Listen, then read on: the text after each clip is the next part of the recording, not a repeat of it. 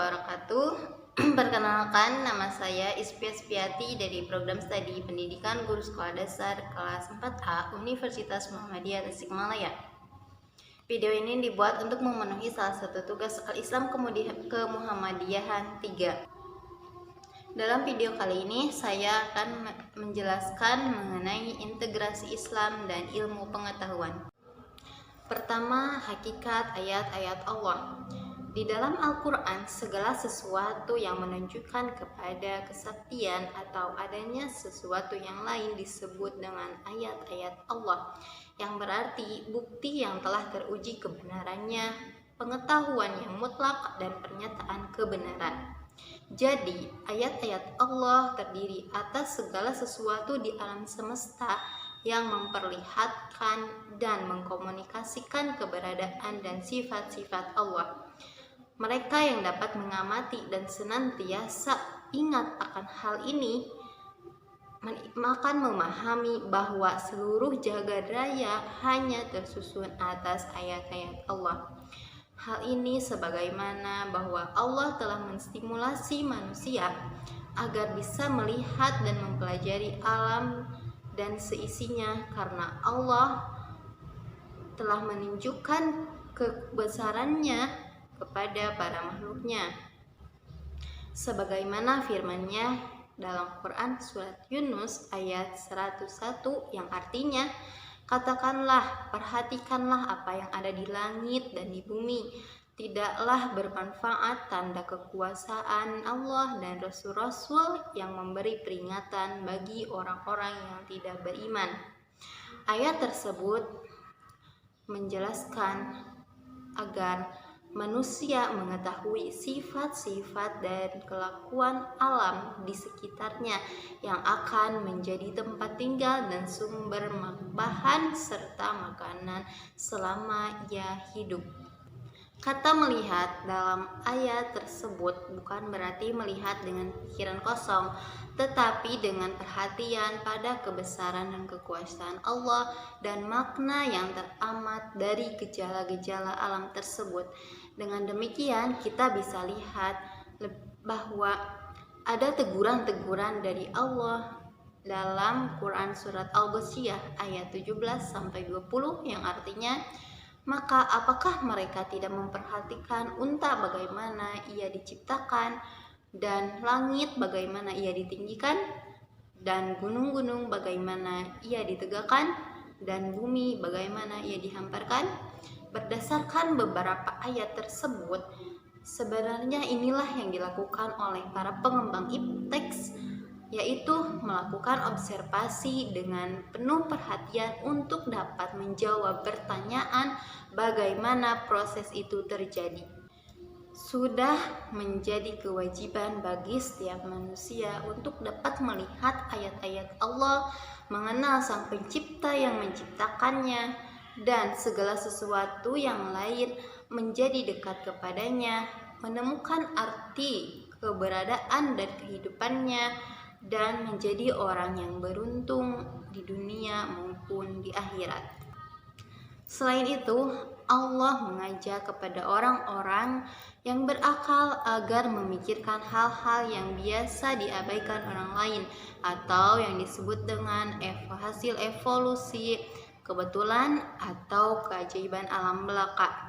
Sebagaimana kita lihat dalam Quran surat An-Nahl ayat 10-17, orang-orang yang berakal melihat ayat-ayat Allah dan berusaha untuk memahami ilmu, kekuasaan, dan kreasi seninya yang tak terhingga dengan mengingat dan merenungkan hal-hal tersebut, sebab ilmu Allah tidak terbatas dan ciptaannya sempurna tanpa cacat. Bagi orang yang berakal, segala sesuatu di sekeliling mereka adalah ayat-ayat atau tanda-tanda penciptaan Allah Subhanahu wa Ta'ala. Dengan itu, keberhasilan suatu teknologi pada kemampuan manusia untuk memilih kondisi yang mendorong alam untuk bertindak seperti yang diinginkannya, dan sudah barang tentu tingkah laku alam dikendalikan oleh sunnatullah yang mengatur bagaimana alam harus kelakuan pada kondisi tersebut karena ia tidak dapat berbuat lain. Hal ini dijelaskan oleh Allah dalam firman-Nya Quran Surat Al-Jathiyah ayat 13 yang artinya, dan dia telah menundukkan untukmu apa yang ada di langit dan apa yang ada di bumi semuanya sebagai rahmat daripadanya. Sesungguhnya pada yang demikian itu benar-benar terdapat tanda-tanda kekuasaan Allah bagi kaum yang berfikir. Dari ayat tersebut menyatakan bahwa seluruh isi langit dan bumi akan ditundukkan Al-Khaliq bagi umat manusia dengan sains yang diterapkan dengan teknologi yang akan diberikan kepada mereka yang mau melibatkan akalnya dengan menggunakan pikirannya. Penalaran terhadap bagaimana dan mengapa yang menyangkut proses-proses di langit itu menyebabkan timbulnya cabang baru dalam sains yang dinamakan astrofisika yang bersama-sama dengan astronomi untuk membentuk konsep-konsep kosmologi. 2. Kesatuan antara ayat qauliyah dan ayat kauniyah. Ayat qauliyah adalah kalam Allah atau Al-Quran yang diturunkan secara formal kepada Nabi Muhammad SAW. Sedangkan ayat kauniyah adalah fenomena alam, jalurnya tidak formal dan manusia mengeksplorasi sendiri. Proses pembentukan ilmu pengetahuan menurut Al-Quran. Ilmu Allah dibagi menjadi dua. Ada alam atau ayat kauniyah dan wahyu ayat tanziliyah. Alam atau ayat kauniyah ini kemudian menjadi informasi dan pengalaman, sedangkan wahyu ini berupa informasi dari kitab suci. Informasi dari kitab suci dan informasi pengalaman ini menyatu sehingga menjadi pengetahuan. Kemudian dari pengetahuan menjadi tesis, kemudian teori, dan terakhir menjadi ilmu pengetahuan kebenaran ilmiah. Berdasarkan pembentukan proses ilmu pengetahuan di atas, bahwa ilmu pengetahuan yang dirumuskan berdasarkan pengetahuan yang dihasilkan oleh pengalaman merupakan kebenaran alami yang merupakan ketentuan Allah atau sunnatullah. Sedangkan yang berasal dari informasi wahyu merupakan bukti kebenaran yang diturunkan oleh Allah kepada para rasulnya dalam bentuk wahyu. Proses terbentuknya ilmu pengetahuan tersebut menunjukkan bahwa Islam tidak hanya mengenal istilah dikotomi, memisahkan dan membedakan antara ilmu keagamaan atau ilmu duniawi. Sekalipun kebenaran yang terdapat dalam ilmu pengetahuan berupa kebenaran ilmiah, tetapi karena sebenarnya berasal dari Allah juga, maka ilmu pengetahuan dengan wahyu tidak mungkin berlawanan. Allah menuangkan sebagian kecil ilmunya kepada manusia dengan dua jalan. Pertama, dengan at-thariqah ar-rasmiyah atau jalan resmi, yaitu dalam jalur wahyu melalui perantara malaikat Jibril kepada rasulnya yang disebut juga dengan ayat-ayat qauliyah atau tanziyah. Yang kedua, dengan at-thariqah ghairu rasmiyah atau jalan yang tidak resmi, yaitu melalui ilham secara kepada makhluknya di alam semesta ini, baik itu makhluknya hidup maupun yang mati, tanpa melalui perantara malaikat Jibril.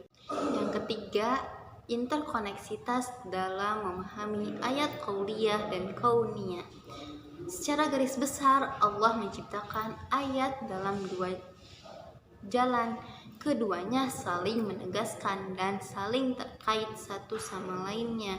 Hal ini membuktikan bahwa kemampuan manusia untuk memahami keduanya adalah keniscayaan.